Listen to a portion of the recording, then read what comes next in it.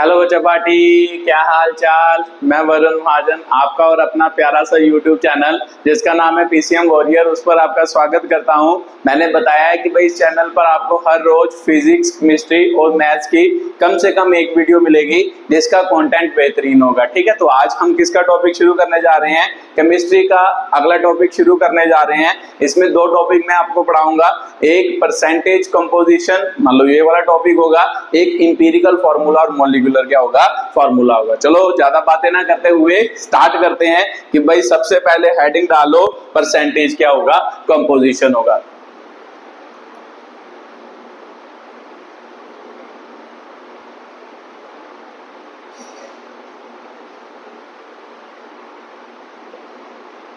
ठीक है, percentage composition लिख सकते हो या परसेंटेज कंपोजिशन ऑफ कंपाउंड भी लिख सकते हो। तो सर इसके जो नाम से क्लियर हो रहा है, ध्यान से पढ़ो। परसेंटेज कंपोजिशन, कंपोजिशन का मतलब क्या होता है सर? जिससे कोई चीज बनी होती है उसे हम क्या कहते हैं? कंपोजिशन कहते हैं। क्या बोल रहे हो सर? जैसे एग्जांपल के तौर पर मान लो मैं किसी का फॉर्मूला लिखूं, अमोनिया का फॉर्मूला लिखूं ना, इसे हम क्या कहते हैं? अमोनिया कहते हैं। तो सर मेरे को पता है कि भाई कंपाउंड का मतलब जिसमें बहुत सारे अमोनिया प्रेजेंट हो गए उसे कंपाउंड कहते हैं ना। मतलब अमोनिया मतलब एक अमोनिया जो होता है इसको मॉलिक्यूल कहते हैं। तो सर मेरे को पता है कि भाई जिसमें बहुत सारे मॉलिक्यूल प्रेजेंट होते हैं उसे हम क्या कहते हैं? कंपाउंड कहते हैं। एक बार फिर रिपीट करो सर। मान लो मॉलिक्यूल, मान लो एक मॉलिक्यूल अमोनिया का क्या हो गया, NH3। इसमें जब मतलब बहुत सारे मॉलिक्यूल जब प्रेजेंट हो किसी चीज में उसे हम क्या कहते हैं? कंपाउंड कहते हैं। तो सिंपल सी बात है सर, मॉलिक्यूल मेरे को पता चल गया। उन्होंने क्या कहा है? परसेंटेज कंपोजिशन ऑफ ए क्या कहा है? कंपाउंड क्या है। मतलब क्या कि भाई मान लो जो कंपाउंड है उसकी परसेंटेज कंपोजिशन करनी है। कंपोजिशन मतलब जिससे वो बना है उसकी क्या निकालनी है? परसेंटेज निकालनी है। तो भी सिंपल सी बात है सर, मेरे को पता है कंपाउंड जो है वो किस किस से बना है? नाइट्रोजन और हाइड्रोजन से बना है। तो भी सिंपल सी गल है कि भाई जो मान लो उसकी कंपोजिशन होगी या उसके एलिमेंट होंगे उसकी परसेंटेज जब हम निकालेंगे उसे ही हम क्या कहते हैं? परसेंटेज कंपोजिशन कहते हैं। ठीक है, तो सर मेरे को एक बात तो क्लियर हो गई, परसेंटेज कंपोजिशन का मतलब क्या होता है कि जब भी कोई कंपाउंड गिवन हो उसमें जो भी एलिमेंट क्या हो, प्रेजेंट हो ना। कंपाउंड का मतलब मॉलिक्यूल गिवन हो उसमें जो भी क्या होंगे, एलिमेंट प्रेजेंट होंगे, उनकी परसेंटेज निकालनी है, उसे हम क्या कहते हैं सर? परसेंटेज क्या कहते हैं? कंपोजिशन कहते हैं। ठीक है, तो वो सिंपल सी बात है। तो परसेंटेज कंपोजिशन सर किस किस में निकाली जा सकती है वो आगे बात करते हैं। तीन तरीकों से परसेंटेज कंपोजिशन को क्या किया जा सकता है? स्टडी किया जा सकता है। ठीक है, तो सबसे पहले मास परसेंटेज होती है, फिर हम एटम की परसेंटेज निकाल सकते हैं, फिर हम मोल्स की परसेंटेज निकाल सकते हैं। तो ये तीन डिफरेंट वेज है जिससे हम क्या कर सकते हैं? परसेंटेज कंपोजिशन क्या कर सकते हैं? फाइंड कर सकते हैं। ठीक है, तो चलो मान लो पहले लाइन लिख लो, है ना। ठीक है, इट मींस परसेंटेज कंपोजिशन का मतलब क्या है? It means to find percentage of element, it means to find percentage of element in the molecule और कंपाउंड। ठीक है, ये आपका क्या है मतलब है कि मतलब क्या परसेंटेज कंपोजिशन का? इसका मतलब है कि भाई find the percentage of elements. Elements मतलब जो उसमें अंदर प्रेजेंट है उनकी परसेंटेज निकालनी इन ए मॉलिक्यूल और एक क्या होगा? कंपाउंड होगा। या ऐसे एलिमेंट की जगह पे क्या लिख सकते हो? एटम भी लिख सकते हो कि भाई फाइंड द, मान लो क्या होगा? It means to find the क्या होगा? Percentage of atom in the molecule और एक क्या होगा? कंपाउंड होगा। उसे ही हम क्या कहते हैं? परसेंटेज कंपोजिशन कहते हैं। तो सर आपने बताया कि भाई परसेंटेज कंपोजिशन तीन टाइप की होती है। तो सबसे पहले कौन सी होती है? मास परसेंटेज होती है। ठीक है, तो फिर मास परसेंटेज की बात करते हैं। तो सर मास परसेंटेज कैसे निकालते हैं? तो आपने मान लो आपको पता ही होगा कि जब आपके मार्क्स आते हैं ना, मार्क्स मतलब नंबर आते हैं, तो नंबर की परसेंटेज कैसे निकालते हो? बस अगर आपको नंबर की परसेंटेज निकालनी आती है तो मार्क्स की परसेंटेज भी निकालनी आ जाएगी। तो सर मेरे को पता है कि भाई मार्क्स परसेंटेज है ना, मार्क्स परसेंटेज मतलब जितने मार्क्स आए मतलब उसकी परसेंटेज निकालते थे। तो कैसे निकालते थे कि भाई मार्क्स ऑब्टेन्ड, मतलब जितने नंबर आए उसे हम क्या रखते थे ऊपर, अपॉन क्या होता होता था कि भाई टोटल मार्क्स होते थे, है ना, ऐसे ही निकालते थे, इनटू क्या करते थे 100 करते थे। तो सर इसे हम क्या कहते हैं, मार्क्स क्या कहते हैं, परसेंटेज कहते हैं। तो सिंपल सी बात है कि भाई मार्क्स परसेंटेज जैसे निकालते हैं, सभी चीजों की परसेंटेज वैसे ही आपको क्या करते हैं, फाइंड करते हैं। अगर ध्यान से देखें मार्क्स परसेंटेज का मतलब है जो चीज निकालनी है ना, जिसकी परसेंटेज निकालनी है, हमने मार्क्स की परसेंटेज जो हमारे आए थे, जैसे मैथ्स में से मान लो 80 में से मान लो आपके 70 नंबर आए हैं, तो फिर आपने मतलब जितने नंबर आए हैं उसकी परसेंटेज निकालनी थी। तो सर मुझे बात क्लियर हो रही है कि जिसकी परसेंटेज निकालनी है उसे हम ऊपर रखते हैं, डिवाइड बाय क्या करते हैं, टोटल करते हैं कि भाई जिससे परसेंटेज निकालनी हो। जैसे मान लो आपके 70 नंबर आए हैं 80 में से, है ना, मैथ में 70 नंबर आए हैं 80 में से, तो आप रखते थे 70 को ऊपर रखते थे, नीचे 80 को रखते थे। तो सिंपल सी बात है कि भाई जितने नंबर आए उसकी परसेंटेज निकालनी है, डिवाइड बाय क्या करते हैं, टोटल क्या करते हैं, नंबर इनटू क्या करते हैं 100, उसे ही तो सर मास परसेंटेज कहते हैं। तो भी सिंपल सी बात है कि भाई मास परसेंटेज भी ऐसे ही होगा कि जिसकी, है ना, मार्क्स ऑफ 10 की परसेंटेज निकालनी थी, तो यहाँ पे किसकी मतलब परसेंटेज निकालनी है, मास ऑफ क्या होगा, मान लो एटम होगा, मास ऑफ एलिमेंट लिख लेते हैं कि भाई जिसकी भी परसेंटेज निकालनी है उस एलिमेंट का मास क्या होगा, ऊपर होगा, डिवाइड बाय क्या होगा, टोटल मास ऑफ क्या होगा आपका कंपाउंड होगा, कि भाई कंपाउंड का टोटल मास कितना है, इनटू क्या हो गया 100 हो गया। ये आपकी क्या है, मास परसेंटेज है। ठीक है, तो मास परसेंटेज का फॉर्मूला सर हमें समझ आ गया कि भाई मास ऑफ एलिमेंट ऊपर, नीचे क्या आएगा, टोटल मास ऑफ क्या आएगा, कंपाउंड आएगा, इनटू क्या होगा 100 होगा। तो ऐसे ही सेम टू सेम जैसे मार्क्स परसेंटेज निकालते थे वैसे ही मास परसेंटेज भी हम क्या कर सकते हैं, फाइंड कर सकते हैं। ठीक है, तो सर मेरे को बात तो समझ आ गई कि भाई मास परसेंटेज कैसे हम फाइंड कर सकते हैं। ठीक है, तो सबसे पहले मास परसेंटेज के कुछ क्वेश्चन करते हैं, उसके बाद मान लो मोल परसेंटेज और एटम परसेंटेज की क्या करते हैं, बात करते हैं। तो चलो जल्दी जल्दी, मान लो ये तो आपको समझ आ ही गया होगा, अब याद करना आसान है। जैसे मार्क्स की परसेंटेज होती है वैसे ही मास की भी क्या होती है, परसेंटेज होती है, वैसे ही हम क्या करते हैं, इन्हें क्या करते हैं, फाइंड करते हैं। ठीक है, तो जल्दी जल्दी इसे उतारो, फिर उसके बाद अगली बात करें जिसका नाम क्या है, मतलब क्वेश्चन है, न्यूमेरिकल है, किसके बिहाफ पर, मास परसेंटेज के बिहाफ पर क्या है, क्वेश्चन है। ठीक है, चलो आपने उतार ही लिया होगा। तो सबसे पहले मान लो आपको क्वेश्चन कैसे आता है इसमें से, वो मैं क्या कर लगाऊं, मान लो लिखने लगाऊं, साथ साथ में कॉपी पेन निकालो और खुद भी क्या करते जाओ, प्रैक्टिस करते जाओ। ठीक है, तो मान लो क्वेश्चन आ जाए आपको, फाइंड परसेंटेज कंपोजिशन ऑफ क्या होगा, ग्लूकोज होगा।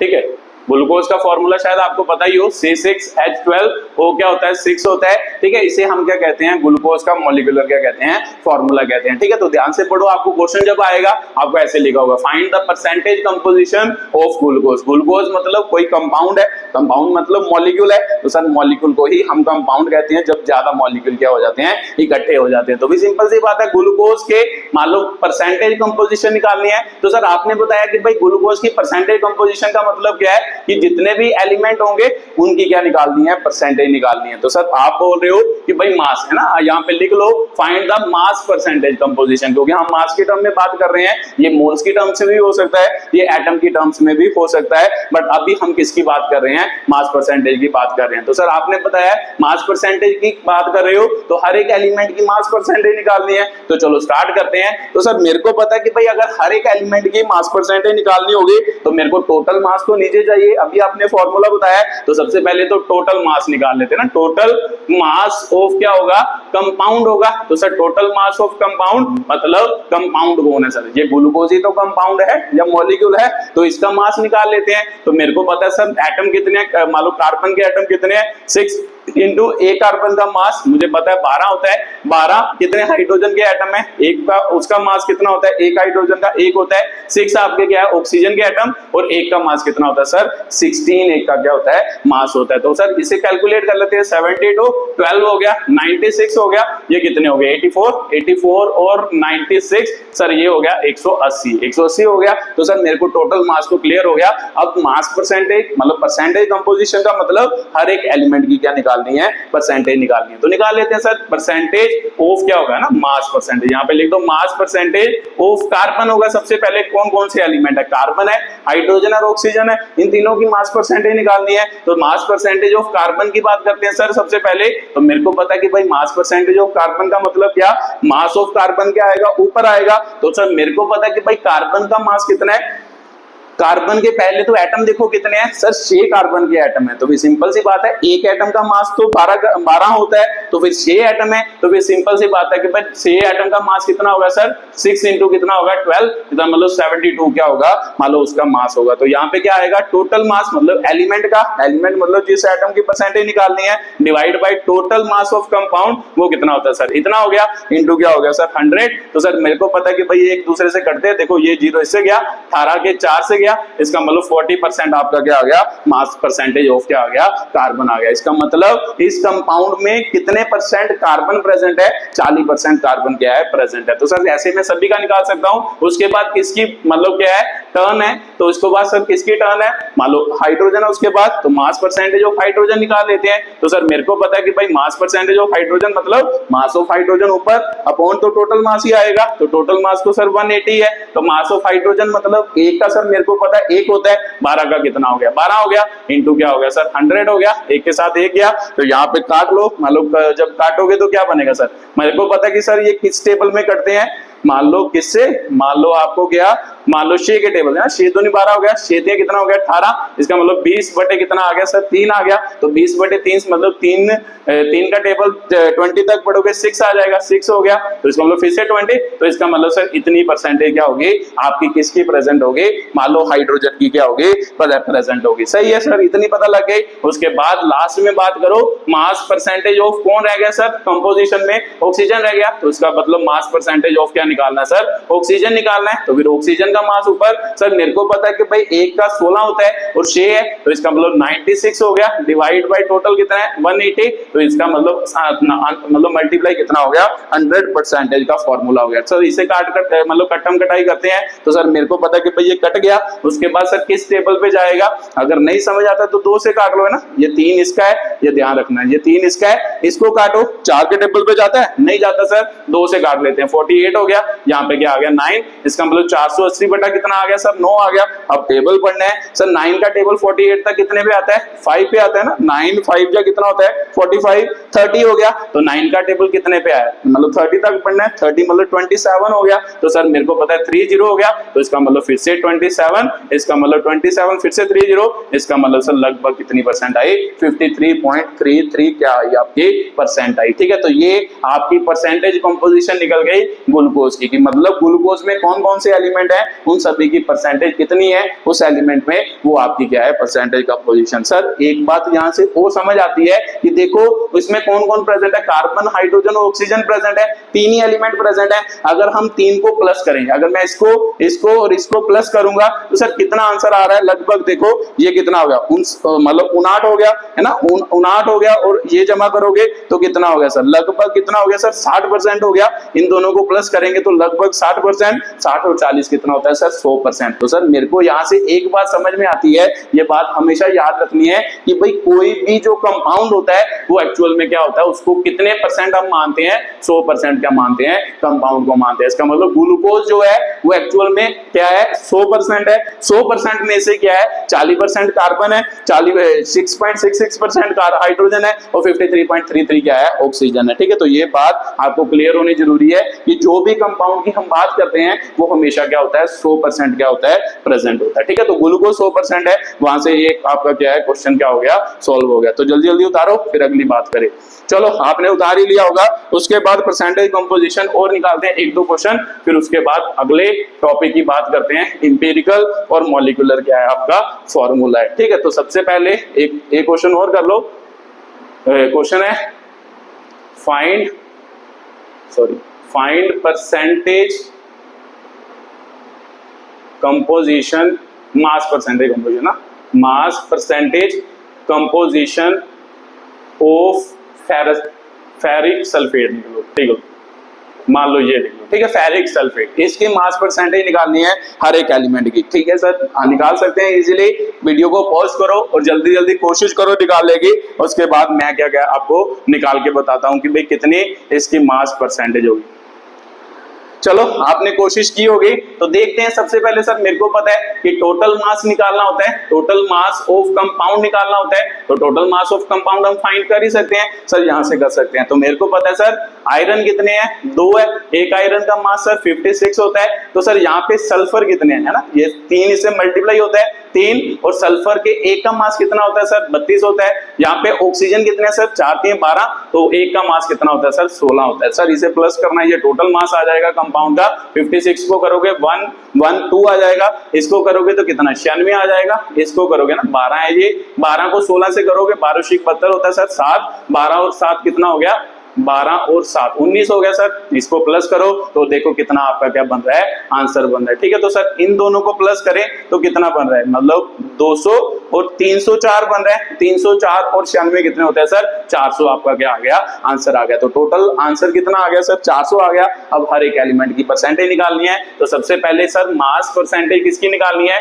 मास परसेंटेज ऑफ आयरन निकाल देते हैं। तो आयरन की मास परसेंटेज निकालते हैं। तो मेरे को पता है सर आयरन एक का मास कितना होता है 56 होता है लगभग, और 2 का कितना हो गया sir 112 divide by total, total कितना है सर 400 गुना कितना हो गया आपका 100 हो गया। ठीक है, तो ये आपकी मास परसेंटेज ऑफ आयरन आ जाएगी। तो काटो देखो कितने पे कटता है सर, ये 4 एकम 4 दूनी 8 हो गया, 3 32 और 4 8 चौका कितना हो गया सर 32 हो गया। तो इसका मतलब सर 2.5% आ गया है ना। आयरन का मास परसेंटेज कितना आ गया 28% आ गया। उसके बाद अगले की निकाल लो, मास परसेंटेज ऑफ क्या हो गया आपका आयरन निकल गया। उसके बाद सर और कौन सा है, सल्फर है। तो सर मेरे को पता है 3 इससे मल्टीप्लाई होता है। एक सल्फर का मास कितना है 32 और 3 का मास कितना होगा सर 32 × 3, तो 32 × 3 करेंगे तो 96 अपॉन कितना हो गया 400 बटा कितना हो गया ये हो गया। तो सर मेरे को पता है कि भाई ये किस पे जाएगा 9 4 2 जा और 4 मतलब 24 4 जा कितना होता है सर 96 होता है। तो ये आपका क्या आ गया 24 आ गया। उसके बाद सर मास परसेंटेज लास्ट वाले एलिमेंट की निकालनी है।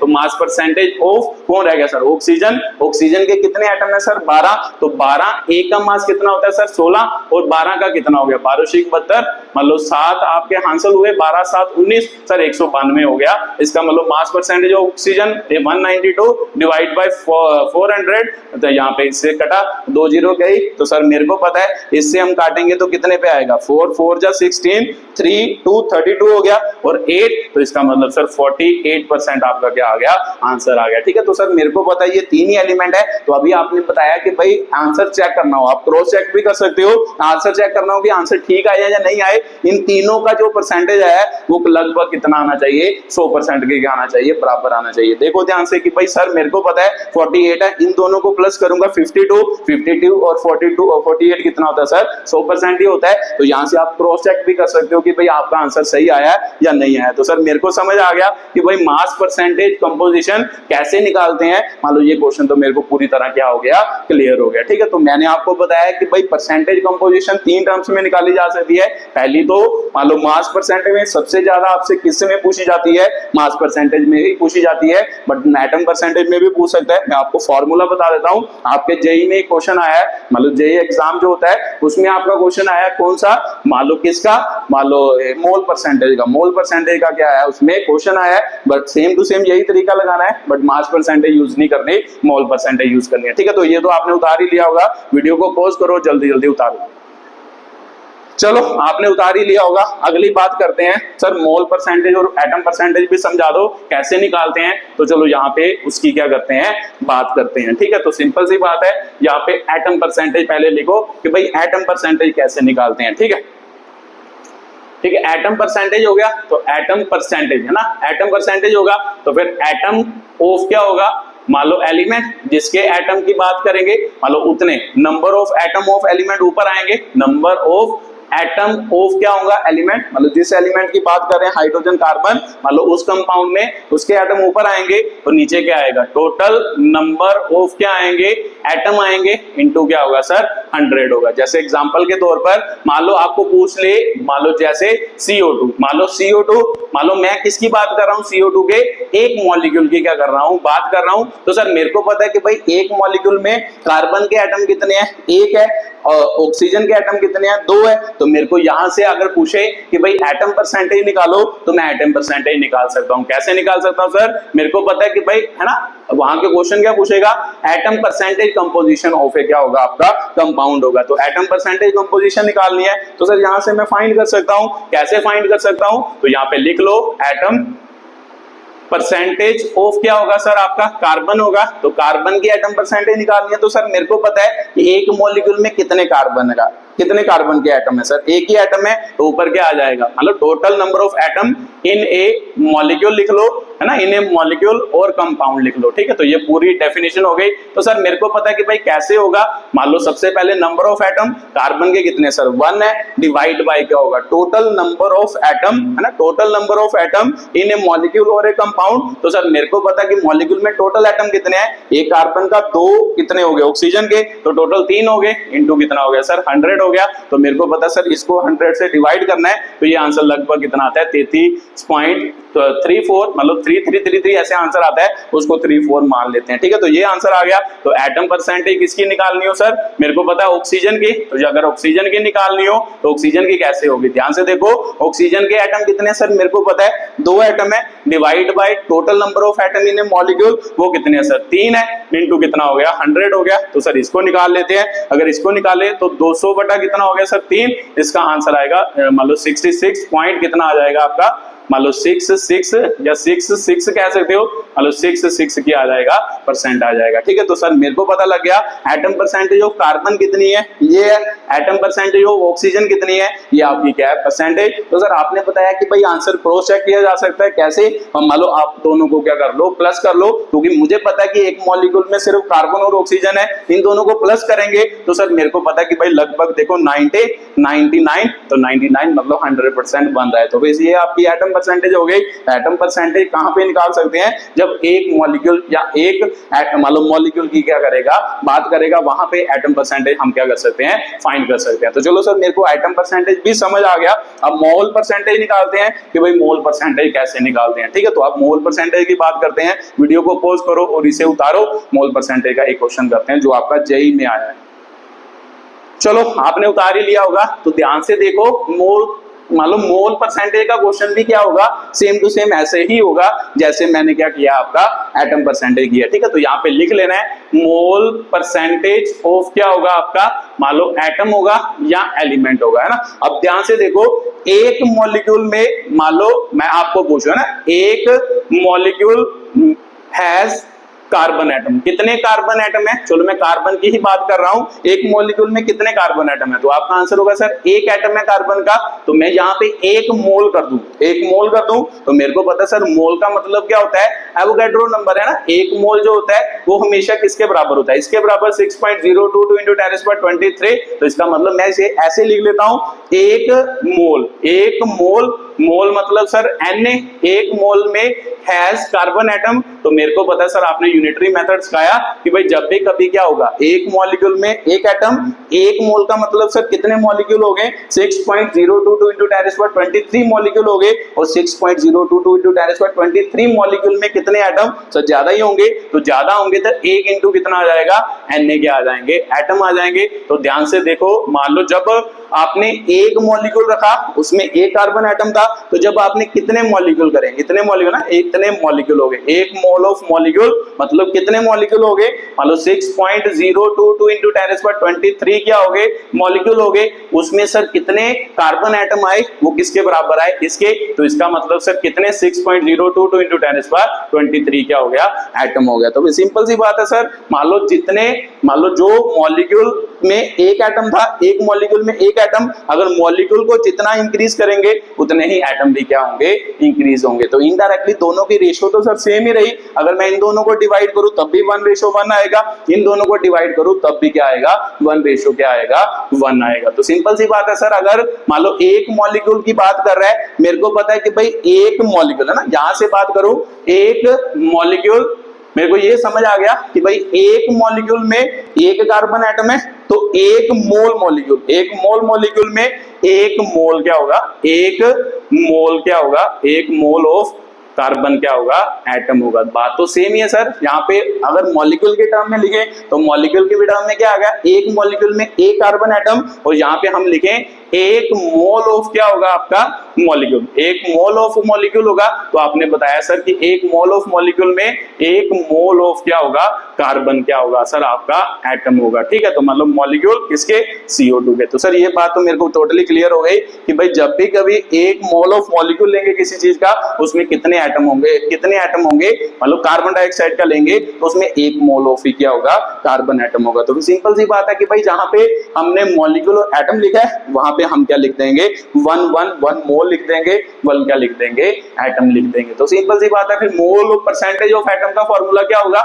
जहां से समझ आ रहा है ना, यहाँ पे क्या होगा, mole of number of mole of क्या होगा, मान लो एटम होगा, divide by total number of mole of क्या होगा सर, मॉलिक्यूल होगा ना। Total number of mole of क्या होगा, मॉलिक्यूल, और क्या होगा सर, कंपाउंड होगा, डिवाइड मतलब मल्टीप्लाई इनटू क्या होगा सर आपका 100 होगा। ठीक है, तो सर मेरे को पता है, यहां से मेरे को क्लियर हो रहा है। अगर मैं कार्बन डाइऑक्साइड, चलो कार्बन डाइऑक्साइड के लिए क्वेश्चन निकाल के बताता हूं, फिर जेई का क्वेश्चन करते हैं कि भाई जेई का क्वेश्चन आपसे क्या कह रहा था। चलो ये आपको समझ आ गया होगा। बस ये याद रखना है कि भाई 1 मॉलिक्यूल में 1 carbon atom, 1 mole of molecule में 1 मोल ऑफ कार्बन एटम। तो सर बात तो सेम ही रही, यहाँ पे एक ही वैल्यू, यहाँ पे 1 मॉलिक्यूल लेंगे तो यहाँ पे 1 एटम लेंगे, तो यहाँ पे 1 मोल मॉलिक्यूल लेंगे तो यहाँ 1 मोल क्या लेंगे, कार्बन एटम। तो बात तो एक ही चल रही है, बस वहां पे मॉलिक्यूल और एटम है, जहां पे मोल ऑफ क्या है सर आपका एटम है। तो फॉर्मूला तो सेम ही है सर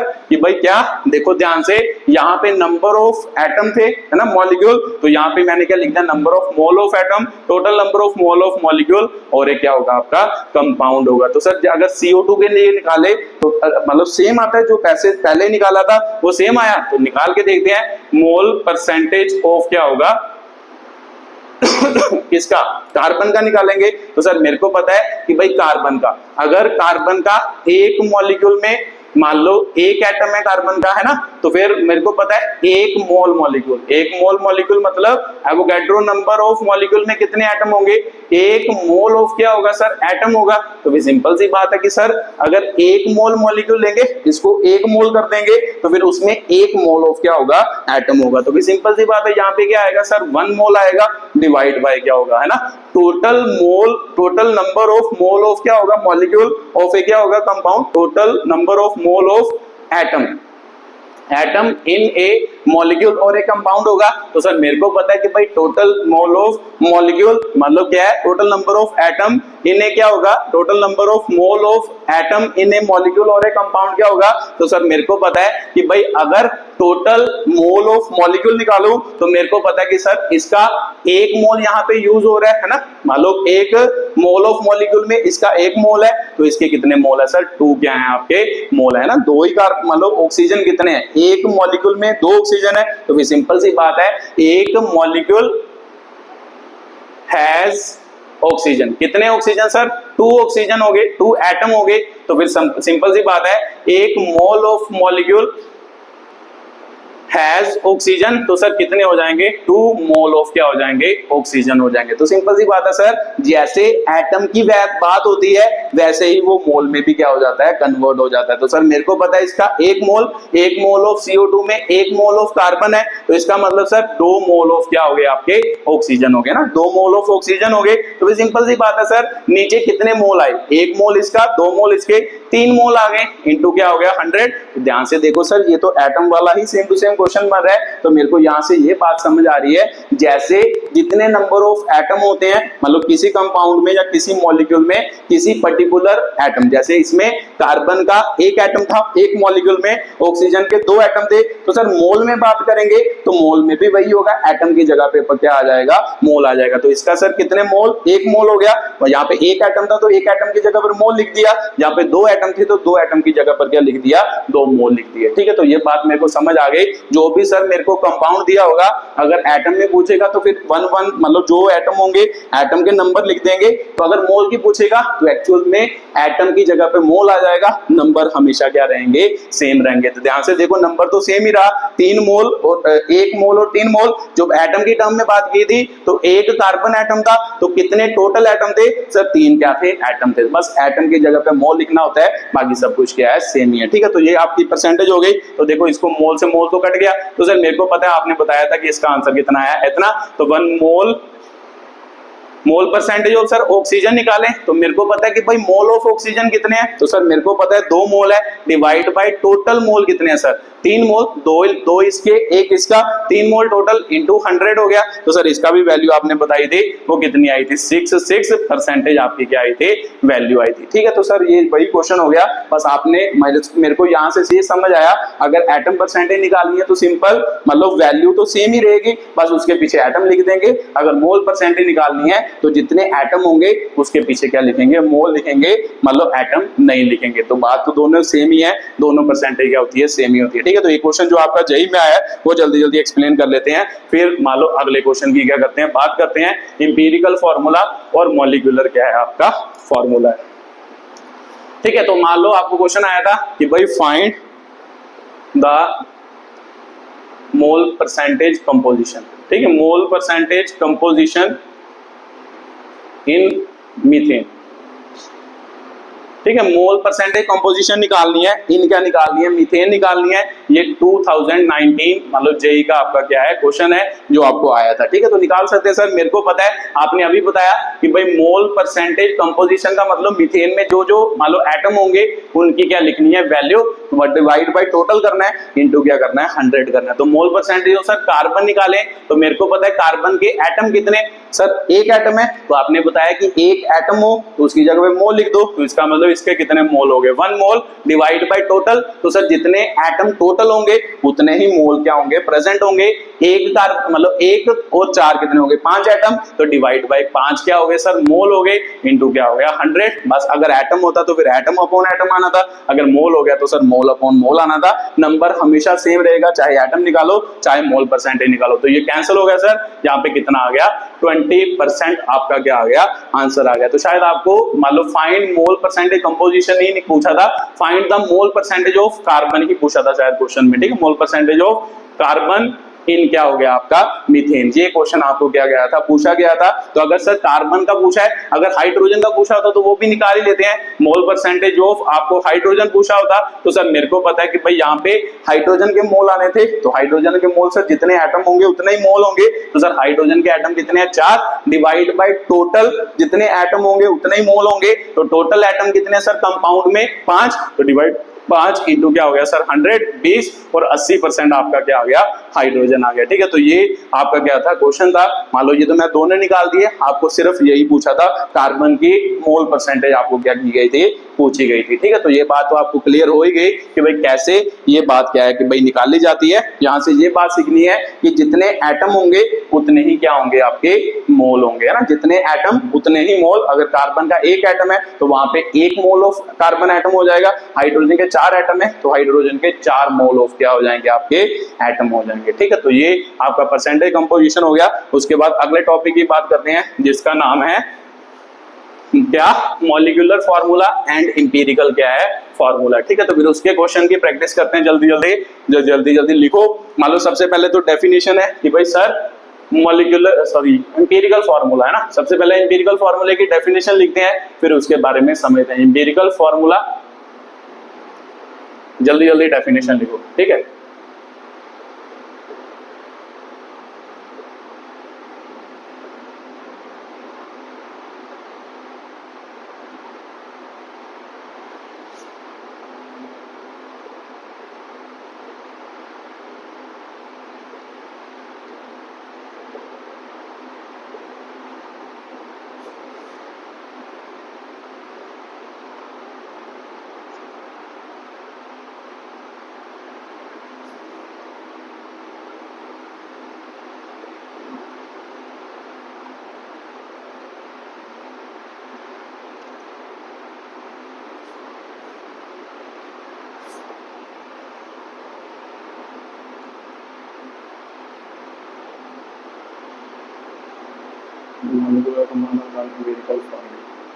ठीक है, ये आ गया the formula in which atoms are present in the simple whole number ratio of a molecule और ए कंपाउंड, मतलब मॉलिक्यूल या फिर ऐसे लिख लो in which the simple whole number ratio of atom is present.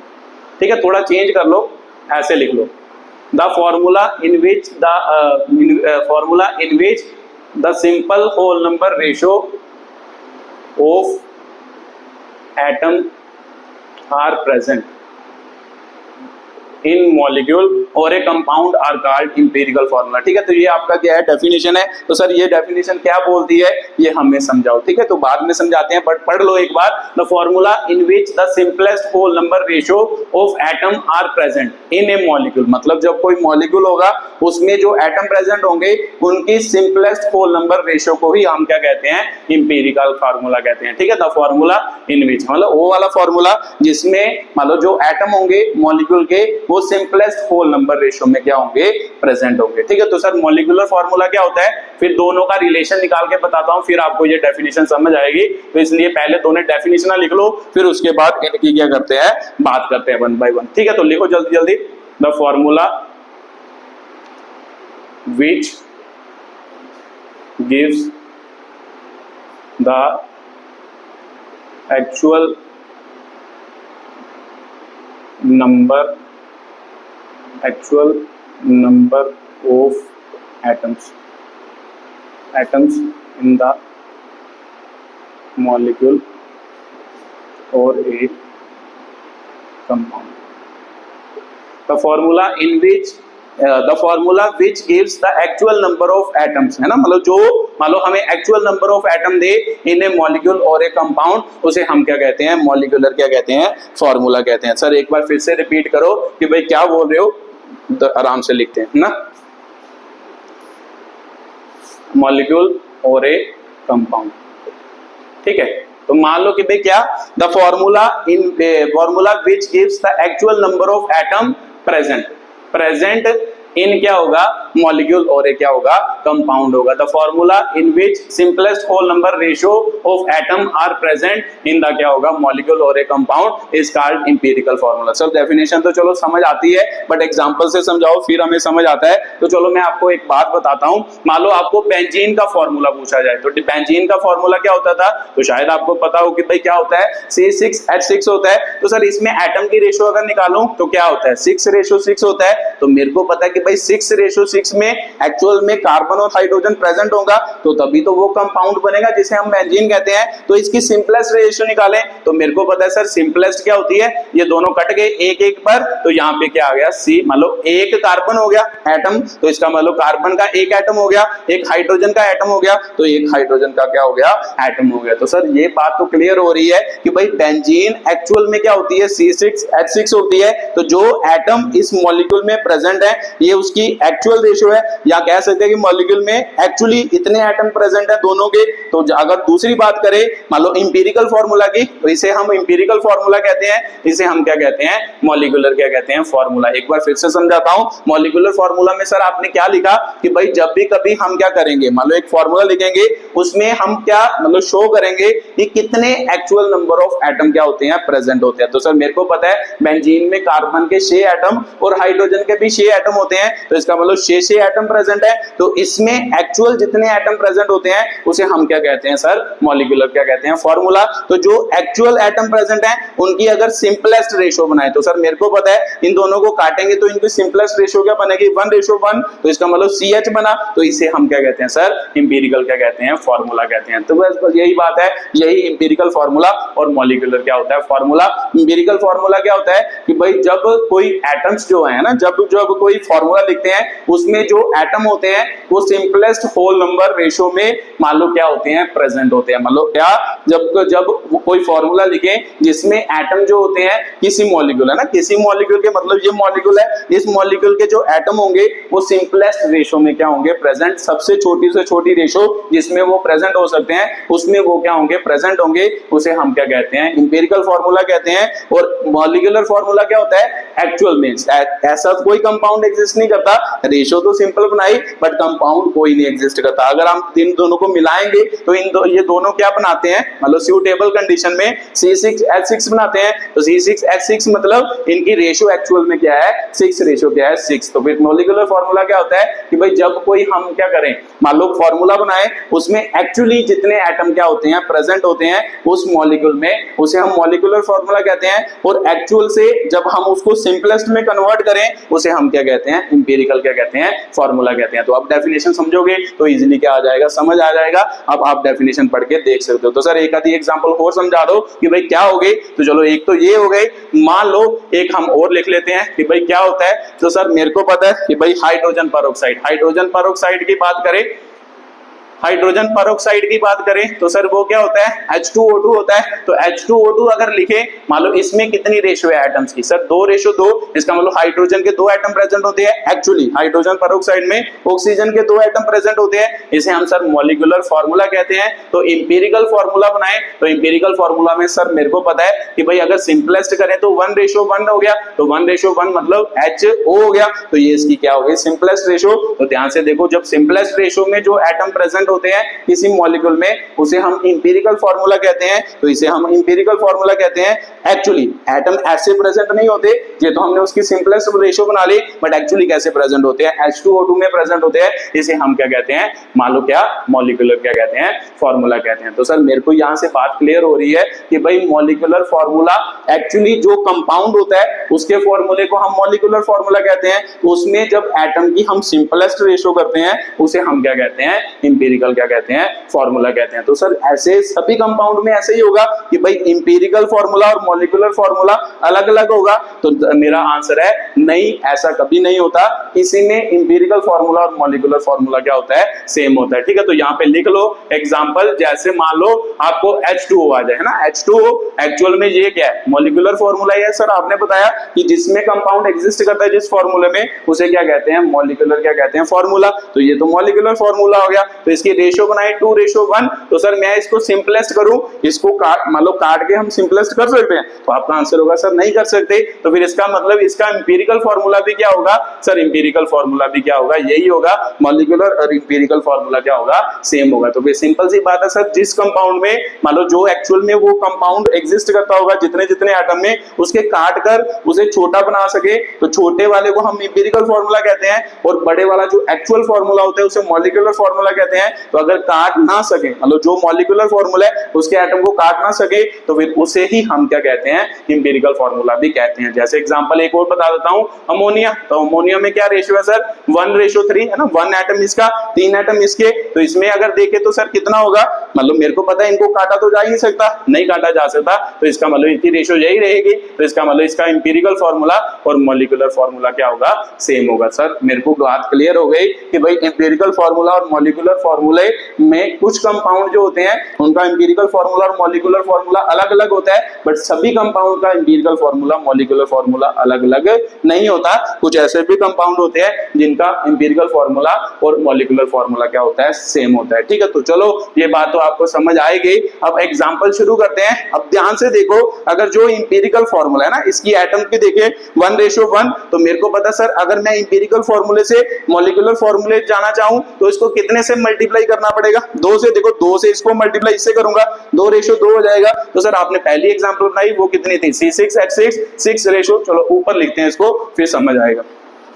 चलो रिलेशन बनाने जा रहा हूं मैं अब इंपीरिकल फॉर्मूला और मॉलिक्यूलर फॉर्मूला में। ठीक है, तो अगला टॉपिक डाल लो कि भाई रिलेशन बिटवीन क्या होगा, इंपीरिकल फॉर्मूला और मॉलिक्यूलर फॉर्मूला होगा।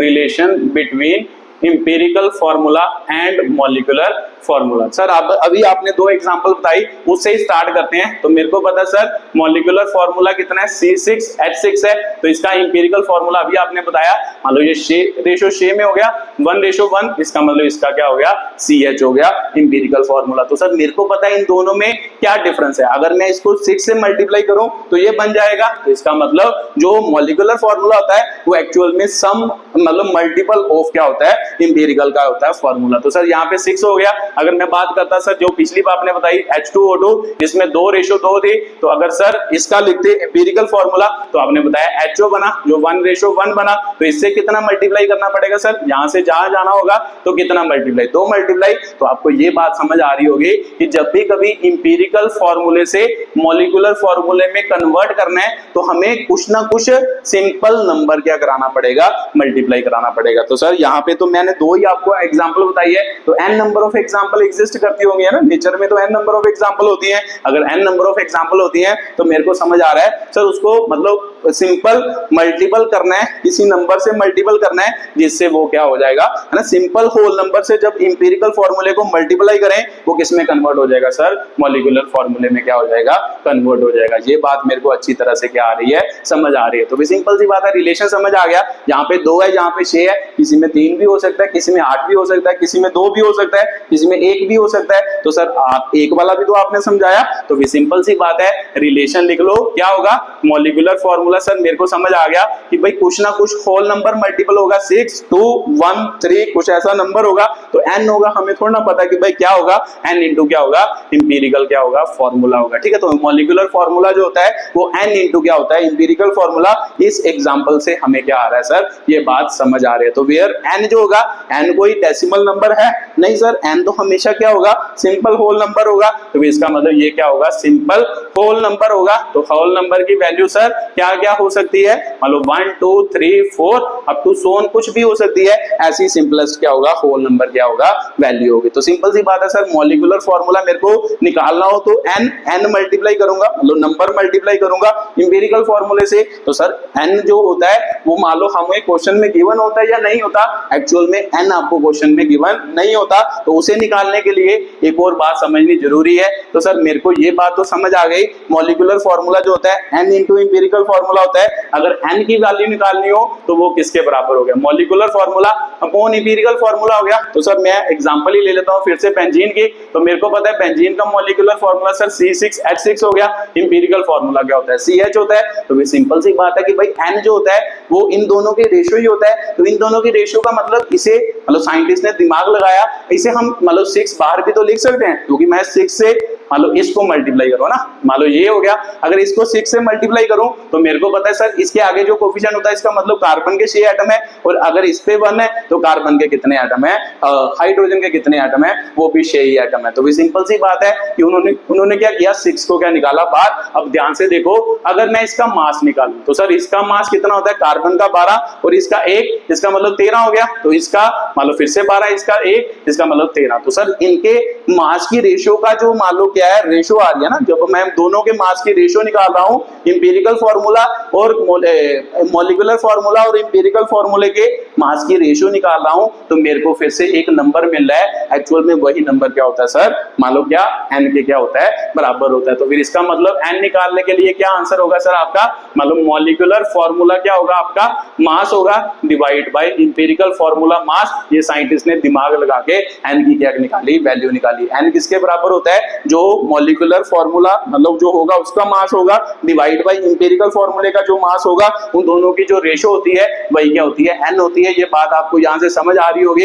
ये मॉलिक्यूलर फॉर्मूला मतलब 6 मैंने बाहर निकाला, इसको जब इससे मल्टीप्लाई किया तो वे किसका मास हो गया, इसका मास हो गया है ना, टोटल मतलब 13 तो इसका हुआ, तो 6 मल्टीप्लाई भी तो होगा 78 होगा। तो यहाँ पे किसका हो गया, इंपीरिकल फॉर्मूले का कितना हो गया 13, और दोनों की रेशियो निकालेंगे वही किसके बराबर होता है, n के क्या होता है, बराबर होता है। एक्चुअल में वही क्या है आपका, n भी क्या होता है। ठीक है, तो n कैसे निकालेंगे, empirical molecular formula mass upon क्या होगा, इंपीरिकल फॉर्मूला क्या होगा, मास। तो सर ये बात भी मेरे को क्लियर हो गई कि भाई कैसे n की वैल्यू क्या की जाती है, फाइंड की जाती है। ठीक है, तो ये मतलब फॉर्मूले है, ये आपको याद रखना है। अगर मॉलिक्यूलर फॉर्मूला निकालने के लिए कहे n इंटू इंपीरिकल फॉर्मूला करना है, तो n कैसे निकलेगा, molecular formula mass upon empirical formula क्या होगा, मास होगा। तो सर अब क्वेश्चन की प्रैक्टिस करते हैं कि भाई क्वेश्चन कैसे आएगा इसका, या कैसे उसको क्या करेंगे, सॉल्व करेंगे।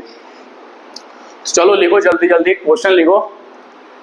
The molecular mass of compound is 78 and the compound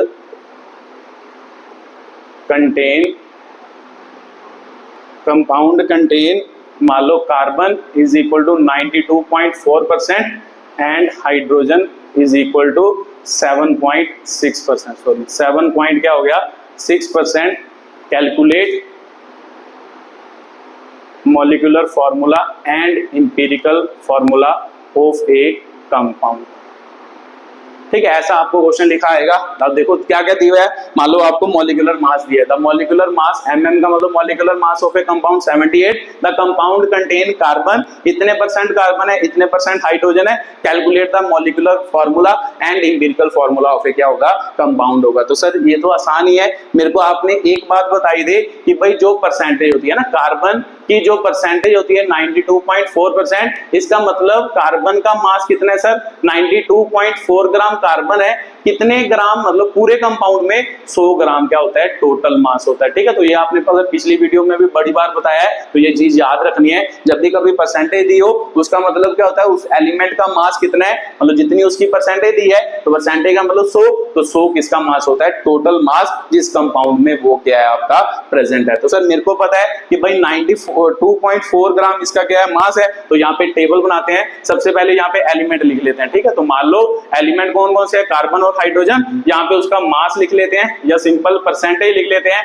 कि क्या क्या गिवन है। तो सर मेरे को मास गिवन है कितना 92.4 हो गया, और मान लो हाइड्रोजन का, तो हाइड्रोजन का कितना होगा 7.6 होगा। तो ध्यान से देखो इन दोनों को प्लस करोगे तो कितना आंसर आएगा 100 ही तो आएगा। तो पहले तो यही चेक करना होता है कि जितने भी आपको एलिमेंट गिवन है उन सभी का प्लस 100 के बराबर आता है या नहीं आता। अगर वो 100 के बराबर आए तो इसका मतलब मैंने पिछले मान लो आपको मास परसेंटेज में भी समझाया है, इन सभी का मास कितना होता है कंपाउंड का 100% क्या होता है कंपाउंड होता है। तो इसका मतलब इसमें दो ही एटम एलिमेंट प्रेजेंट है, एटम प्रेजेंट है कार्बन और हाइड्रोजन, इनका मास जो होगा वो किसके बराबर होगा पूरे कंपाउंड के मास के। तो पूरे कंपाउंड का मास हमेशा क्या होना चाहिए 100% होना चाहिए। अगर वो 100% ना हो तो इसका मतलब इसमें तीसरा एलिमेंट भी कोई ना कोई क्या है प्रेजेंट है। तो सर क्या बोल रहे हो, चलो अगला क्वेश्चन करेंगे इसी टाइप का। पहले ये समझ लेते हैं कि भाई क्या, तो हमें पता है इन दोनों का मास की सर प्लस करना है। तो देखो ध्यान से इन दोनों के मास का प्लस 100% आ रहा है लगभग, तो इसका मतलब इसमें दो ही एलिमेंट प्रेजेंट है, एक कार्बन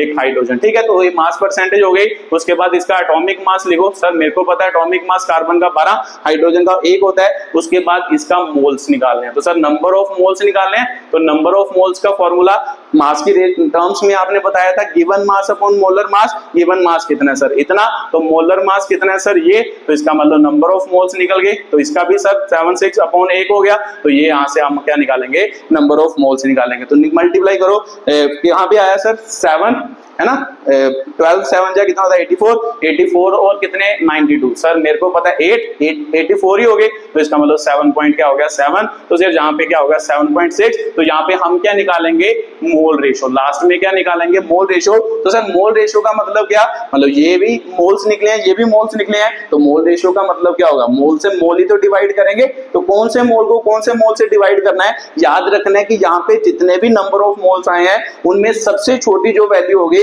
उसको सभी से क्या कर देना है डिवाइड कर देना। सर एक बार फिर से रिपीट करो, यहाँ पे जितने भी नंबर ऑफ मोल्स आए हैं सर इसमें 7.7 आए, इसमें 7.6, एक और होता उसमें कुछ और आता, फिर हमने चेक करना था कि इनमें सबसे छोटे कौन है, जो सबसे छोटे होंगे उसको सभी से क्या कर देना है डिवाइड कर देना है, वही क्या होती है मोल रेशो होती है। तो सर मेरे को क्लियर हो गया कि भाई 7.7 अपॉन 7.6 मोल रेशो मतलब मोल और मोल की रेशो। तो सर छोटा जो होगा इन सभी में उसको सबसे क्या करना है डिवाइड करना है। तो 7.6 के 7.6 से डिवाइड कर दिया, ये आपकी मोल रेशो आ गई। तो सर मेरे को पता है ये लगभग बराबर ही है, तो इसका आंसर 1.01 समथिंग होगा। तो ये तो बिल्कुल एग्जैक्टली बराबर है 1 हो गया। तो यहाँ पे हमने क्या लिखना है सिंपलेस्ट क्या लिखनी है रेशो लिखनी है। तो सिंपलेस्ट रेशो मतलब सर सिंपलेस्ट नंबर लिखने हैं, सिंपलेस्ट रेशो मतलब होल नंबर में यहाँ पे क्या लिखने हैं नंबर लिखने हैं। तो सर मेरे को पता है 1.01 को अप्रोक्सीमेटली 1 कह सकते हैं, तो यहाँ पे 1 को 1 कहेंगे। तो सर मेरे को क्लियर हो गया कि यहाँ पे मतलब इंपीरिकल फॉर्मूला कैसे बना, मतलब कार्बन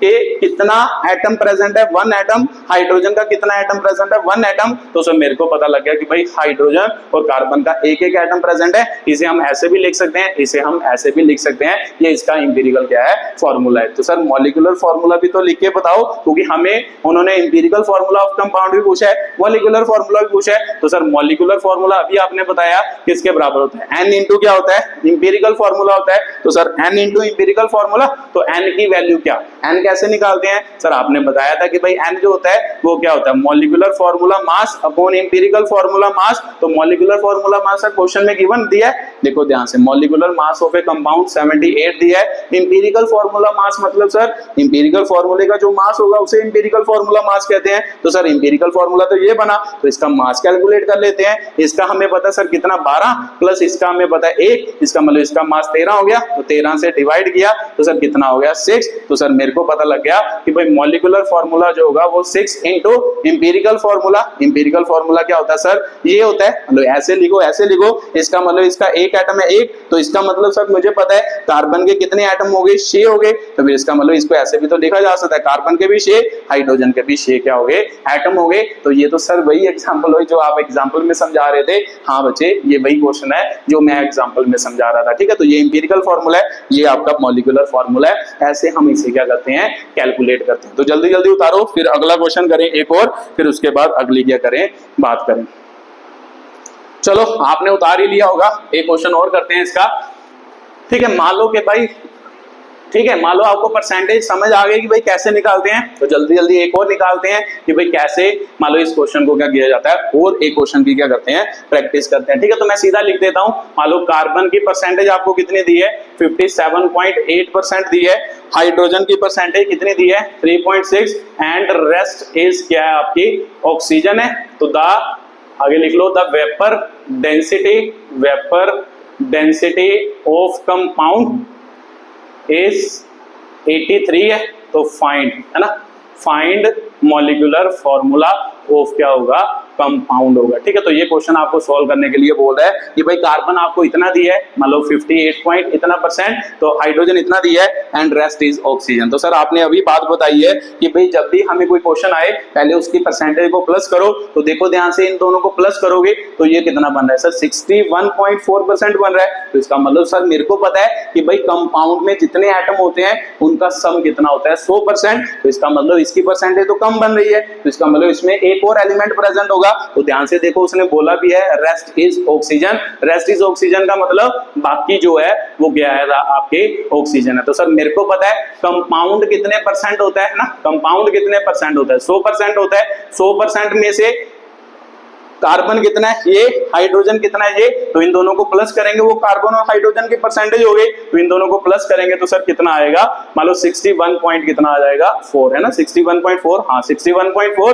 तो मेरे को पता है सर 61.4 तो कार्बन हाइड्रोजन है, 100% टोटल है, तो इनमें ये माइनस करेंगे तो क्या बचेगा, है ना। मान लो मेरे को पता है sir carbon plus hydrogen plus oxygen का मास करेंगे तभी तो 100% बनेगा। इन दोनों को प्लस किया तो सर 61.4% आया, plus oxygen is equal to 100%, तो ऑक्सीजन कितना आ गया सर 100% माइनस कितना हो गया 61.4%, तो इसको माइनस करेंगे सर 38.6% आ जाएगा, है ना। तो ये आपका क्या आ गया, ऑक्सीजन का मास आ गया है ना, ये आपका ऑक्सीजन का मास आ गया 38.6% आ गया। तो इसे पुट करते हैं, अब फॉर्मूला निकालने की क्या करते हैं कोशिश करते हैं। तो आपको समझ आ गया कि भाई कैसे इसको क्या करना होता है, चेक करना होता है। तो सर मेरे को पता है एलिमेंट पहले लिख लिए, कार्बन हाइड्रोजन ऑक्सीजन हो गया ना, यहाँ पे एलिमेंट हो गया, यहाँ पे क्या हो गया, मान लो मास परसेंटेज या मास लिख लो या परसेंटेज लिख लो। तो मेरे को पता है सर मास परसेंटेज कितनी है 57.8, आपने बताया था, परसेंटेज नहीं लिखनी, मतलब वो ग्राम में मास होता है, 3.6 हो गया, तो इसका कितना आया था सर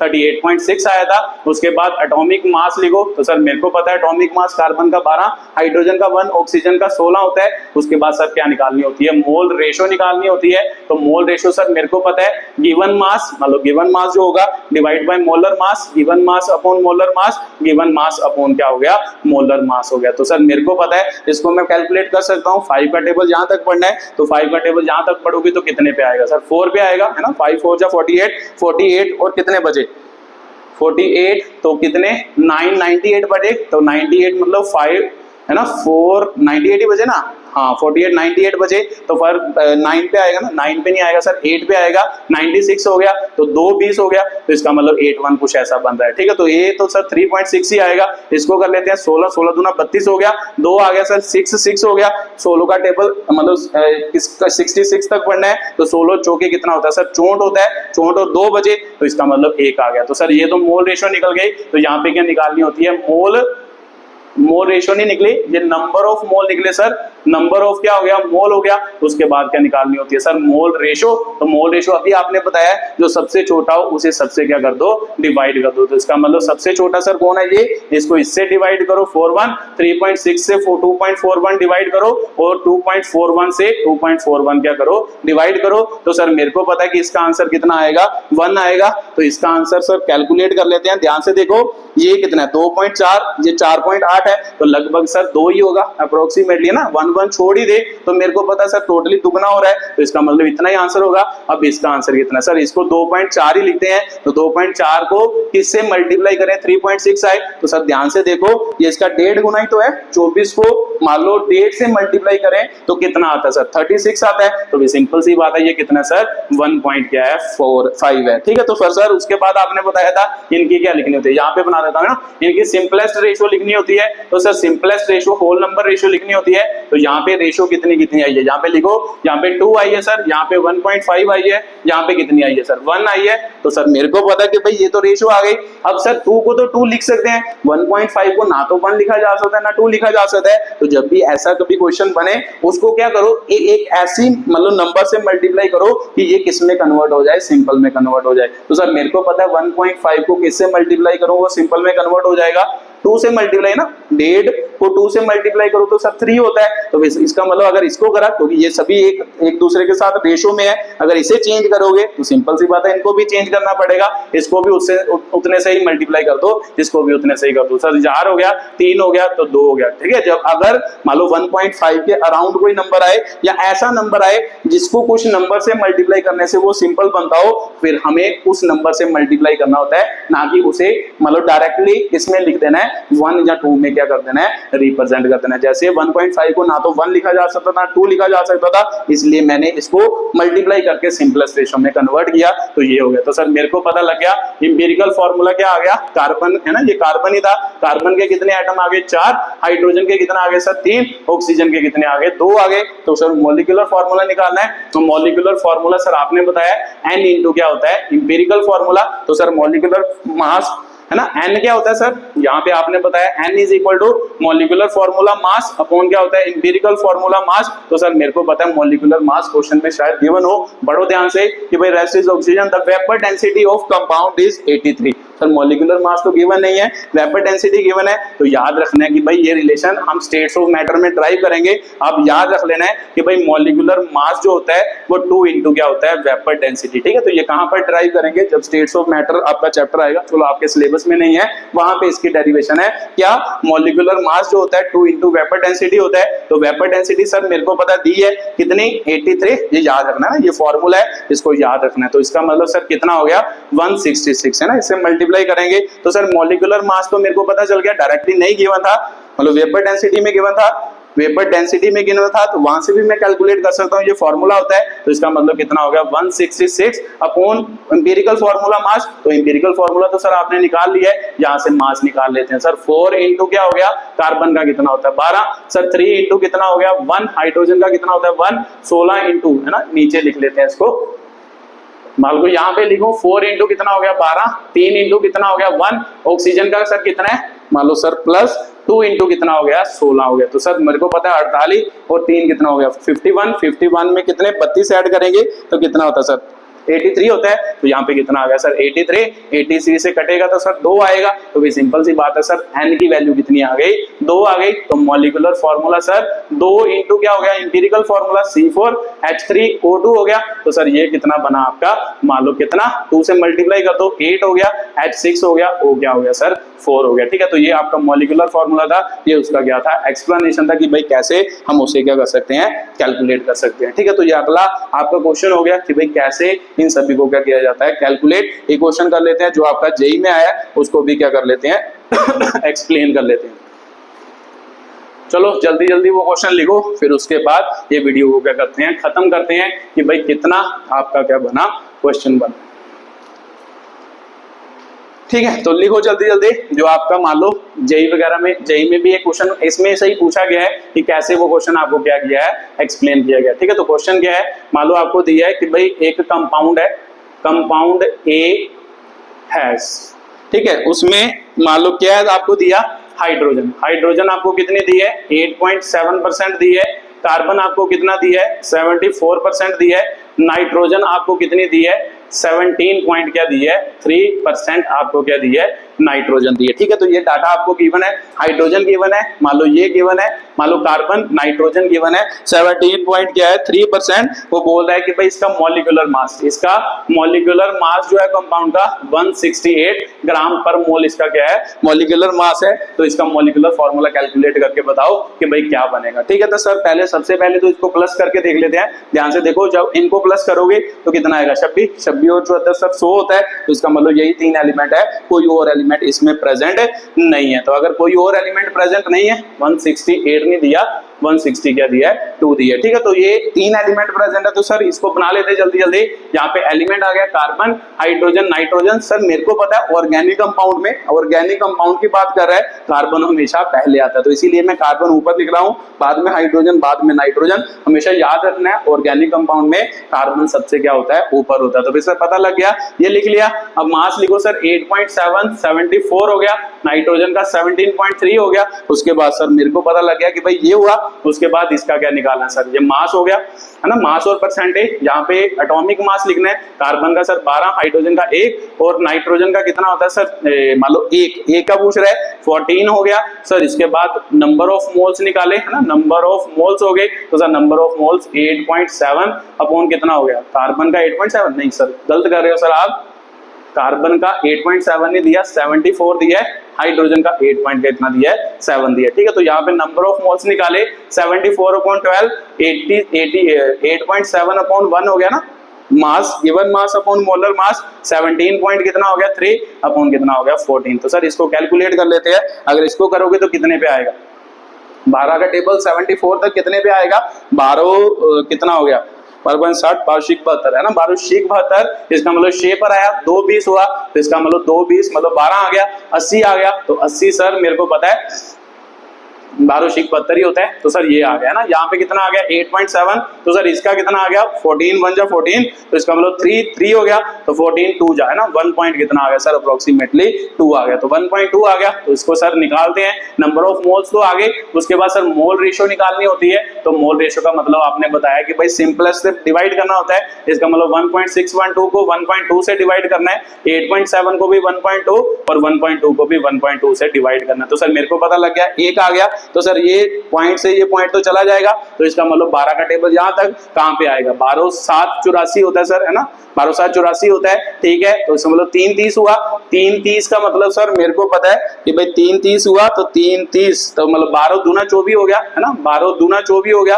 तो यहाँ पे लिखते हैं ना सर, इसको इधर लिख लेते हैं अच्छी तरह से, 8.7 डिवाइड बाय 1.2, तो मेरे को पता है पॉइंट से पॉइंट तो मर गया, तो इसका मतलब 7 पे गया वाला है ना, 84, 12 7 कितना होता है 84, तो इसका मतलब 3 30 हुआ, 3 30 मतलब 12 दूना 24 हो गया, तो इसका मतलब 2 आ गया सर, 24 मतलब 6, इसका मतलब 2 5 आ गया, इसका मतलब 7 पॉइंट कितना आया सर, 2 5 इसका क्या आया, आंसर आया। तो इसको कैलकुलेट करेंगे सर, मान लो इसको लिखेंगे तो कितना हो गया 612 अपॉन कितना हो गया, तो सर 12 को छोड़ ही देते हैं, 61 ही रहने देते हैं, तो ये हो गया 12 5 60 हो गया, तो 12 5 60 तो 1 आ गया, तो मिलो सर 01, कुछ ऐसा क्या बना सर, आंसर बना 5.01, इसका क्या बना, आंसर बना। तो सर मेरे को पता है कि भाई ये आंसर बन गया। अब इसको अप्रोक्सीमेट कर लेते हैं, जस्ट ये किसका बन गया, मान लो इसका आंसर कितना आया 5 आ गया, है ना, मान लो सिंपल रेशियो, यहाँ पे क्या लिखते हैं, उसकी सिंपल क्या लिखते हैं, रेशियो लिखते हैं कि भाई सिंपल रेशियो कितनी बनी, ना सिंपल रेशियो लिखते हैं कि भाई सिंपल रेशियो कितनी बनी। तो सर सिंपल रेशियो कैसे लिखते हैं, पहले इधर ये वाली वैल्यू लिखो, क्या है सर 5.01 है, तो 1 0.1 हो गई, तो 7.25 है, तो यहाँ पे कितनी है सर 1, तो मेरे को पता है इसको सर 5 लिखा जा सकता है अप्रोक्सीमेटली, इसको हम कितना लिख सकते हैं सर, लगभग 7 लिख सकते हैं, इसको हम क्या लिख सकते हैं 1। तो सर मेरे को पता लग गया इंपीरिकल फॉर्मूला क्या आ गया सर आपका, इंपीरिकल फॉर्मूला कार्बन कितने हैं, कार्बन सर 5 आ गए, हाइड्रोजन कितने सर 7, और नाइट्रोजन कितने हैं सर 1 आपका क्या है नाइट्रोजन है। तो सर ये बात तो मेरे को समझ आ गई। उसके बाद क्या करना है सर, मेरे को पता है इंपेरिकल फार्मूला, तो empirical molecular formula n into क्या होता है इंपेरिकल फार्मूला, तो n सर क्या है n निकाल लेते हैं सर, मॉलिक्यूलर फार्मूला मास है ना, मॉलिक्यूलर फार्मूला मास अपॉन क्या होगा इंपेरिकल फार्मूला मास, तो मॉलिक्यूलर फार्मूला मास सर आपको क्वेश्चन में गिवन है, हाँ 162 गिवन है, तो डिवाइड बाय क्या हो गया इंपेरिकल फार्मूला मास, तो empirical formula mass sir empirical फार्मूले से निकलेगा यहाँ से, तो यहाँ से डायरेक्टली मैं कैलकुलेट करने लगा हूं ना, 60 हो गया, 60 प्लस 7 प्लस कितना हो गया 14, इसका मतलब 74, 74 और 7 कितना हो गया 81 होगा, तो इसका मतलब 81 हो गया। तो सर मेरे को पता कहां से जाएगा 2 पे जाएगा, तो 2 पे गया तो मॉलिक्यूलर फार्मूला 2 इंटू क्या हो गया इंपेरिकल फार्मूला C5H7N1 हो गया, तो सर मेरा आंसर बना C10H14N क्या बन गया 2, तो ये आपका क्या है क्वेश्चन का क्या हो गया आंसर। तो ये आपका जेई में क्वेश्चन जो है पूछा गया है, ठीक है, तो जेई मान लो शायद 2022 में पूछा गया है ना, 2022 में पूछा गया है, ये आपका क्या है जेई का क्वेश्चन है, जो आपको क्या मैंने करके बता दिया, एक्सप्लेन करके बता दिया, ठीक है। तो ऐसे आपको क्या है मान लो क्वेश्चन जो है पेपर में आते हैं, ठीक है, ये उसकी क्या थी एक्सप्लेनेशन थी, ठीक है। तो ये वीडियो देखने के लिए बहुत बहुत धन्यवाद।